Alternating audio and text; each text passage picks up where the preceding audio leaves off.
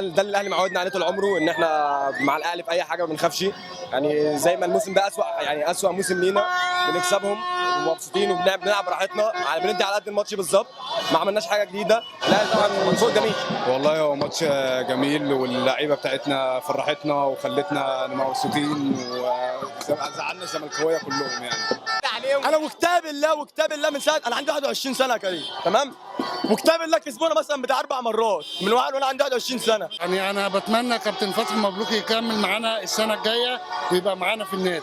اللقاء جامد الصراحه، والاهلي عمل اللي عليه من اول الماتش حتى ونازلين، بان على لعيبه الزمالك التوتر لا. والله مباراة النهارده يعني مباراة فقط كل التوقعات. النادي الاهلي اثبت بالفعل ان هو جدير بالفوز، حقق مباراة وحقق فوز غالي، كان الجماهير كلها كانت مستنياه، احنا الجماهير كلنا كنا مستنيينه، خاصة بعد المناوشات الأخيرة اللي كانت حاصلة يعني ما بين رئيس نادي الزمالك وتطاولاته على رئيس النادي الاهلي واللي حصل.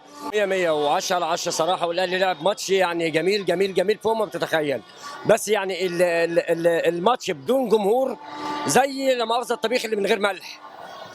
يعني احنا كان عندنا الجمهور الاول كان زي الفل و100 يعني بعيد عن السياسه، بعيد عن اي حاجه. انا نفسي ننتمي ان نخش نلاقي المدرج مليان زي الاول. فين الفرحه بتاع الاول؟ كان ممتع جدا وممتاز، والاهلي يستاهل المكسب، والزمالك خد